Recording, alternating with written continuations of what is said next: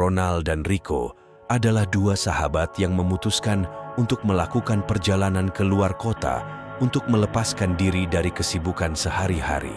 Namun, perjalanan mereka berubah menjadi mimpi buruk saat mereka tersesat di hutan yang gelap dan angker. Mereka menemukan sebuah rumah kosong yang mereka jadikan tempat berlindung untuk malam itu. Tanpa mereka sadari, rumah tersebut dihuni oleh pocong yang sangat menyeramkan. Ketegangan dan teror mengintai mereka sepanjang malam saat mereka berusaha melarikan diri dari cengkeraman hantu yang tidak kenal ampun. Ronald dan Rico adalah dua sahabat karib sejak kecil. Mereka telah melalui banyak hal bersama, baik suka maupun duka. Kali ini, mereka merencanakan perjalanan ke luar kota untuk menikmati pemandangan alam dan menghilangkan stres dari rutinitas sehari-hari. Setelah berbulan-bulan menabung, akhirnya mereka memutuskan untuk melakukan perjalanan ke sebuah daerah pegunungan yang terkenal dengan keindahan alamnya.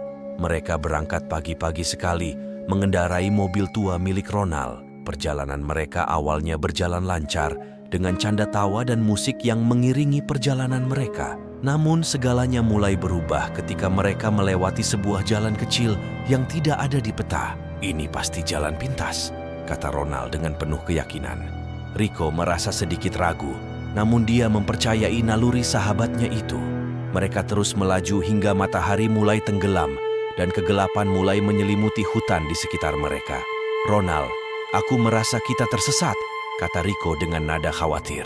Ronald hanya tersenyum dan berusaha menenangkan sahabatnya. "Tenang saja, kita pasti menemukan jalan keluar," jawabnya. Namun, kenyataannya tidak seindah kata-kata Ronald. Semakin mereka mencoba mencari jalan keluar, semakin dalam mereka masuk ke dalam hutan.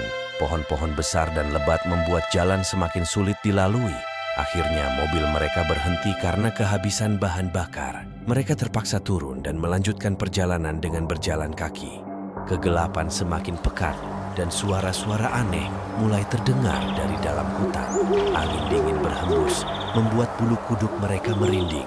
"Kita harus mencari tempat berlindung," kata Rico dengan nada panik. Setelah berjalan beberapa saat, mereka menemukan sebuah rumah tua yang tampak sudah lama ditinggalkan. Rumah itu berdiri dengan angker di tengah hutan, dikelilingi oleh pepohonan yang menjulang tinggi. Jendela-jendelanya pecah dan pintu depannya terbuka dengan sendirinya. "Kita tidak punya pilihan lain," kata Ronald. Mereka memasuki rumah tersebut dengan hati-hati, berharap bisa berlindung dari dinginnya malam. Di dalam rumah, suasana tidak kalah menyeramkan. Debu tebal menutupi setiap permukaan dan bau apek memenuhi udara. Mereka menyalakan senter dan melihat sekeliling. Rumah itu tampak seperti telah ditinggalkan selama bertahun-tahun. Mereka menemukan sebuah kamar dengan dua tempat tidur yang tampak masih bisa digunakan. "Ini lebih baik daripada tidur di luar," kata Ronald, mencoba menghibur diri. Mereka menyiapkan tempat tidur mereka dan mencoba beristirahat. Namun, malam itu jauh dari kata tenang. Saat tengah malam, Ronald terbangun oleh suara langkah kaki yang berat di luar kamar mereka. Dia mencoba meyakinkan dirinya bahwa itu hanya suara hewan, tetapi perasaannya mengatakan ada sesuatu yang lebih menakutkan. Rico yang tertidur pulas tiba-tiba terbangun oleh suara yang sama. "Ronald, kamu dengar itu?" bisiknya dengan ketakutan. Ronald hanya mengangguk. Mereka memutuskan untuk memeriksa suara tersebut. Dengan hati-hati, mereka membuka pintu kamar dan melangkah keluar. Senter mereka menyapu kegelapan, menyoroti lorong yang panjang dan kosong. Saat mereka berjalan menyusuri lorong, suara langkah kaki itu semakin jelas. Mereka mengikuti suara itu hingga sampai di sebuah ruang tamu besar.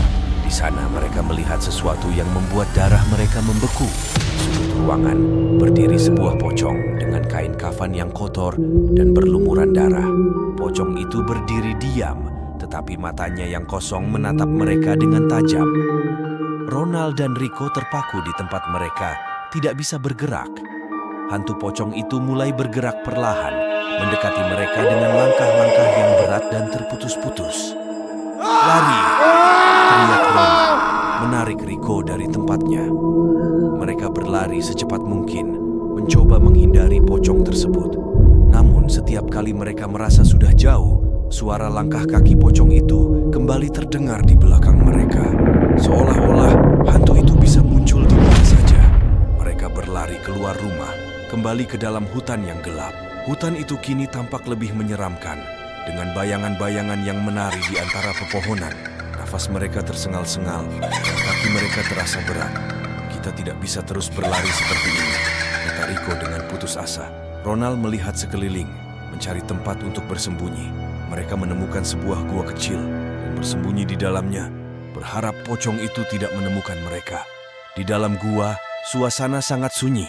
Mereka duduk terengah-engah, mencoba menenangkan diri. "Apa yang harus kita lakukan?"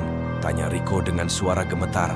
Ronald berpikir keras, mencoba mencari cara untuk keluar dari hutan itu. Mereka memutuskan untuk menunggu sampai pagi, berharap cahaya matahari bisa membantu mereka menemukan jalan keluar. Malam itu terasa sangat panjang. Setiap suara kecil membuat mereka tegang dan waspada. Namun, pocong itu tidak muncul lagi. Saat fajar menyingsing, mereka keluar dari gua dan melanjutkan perjalanan. Dengan bantuan cahaya matahari, mereka akhirnya menemukan jalan keluar dari hutan tersebut. Setelah berjalan selama berjam-jam, mereka akhirnya tiba di sebuah desa kecil. Penduduk desa menyambut mereka dengan ramah dan memberikan bantuan. Mereka menceritakan pengalaman mereka kepada kepala desa, yang kemudian memberitahu mereka bahwa rumah tua itu memang dikenal angker dan dihuni oleh pocong. Ronald dan Rico bersumpah tidak akan pernah kembali ke hutan tersebut. Pengalaman mengerikan itu akan selalu menghantui mereka. Mereka belajar untuk lebih berhati-hati dan tidak meremehkan kekuatan alam dan dunia gaib.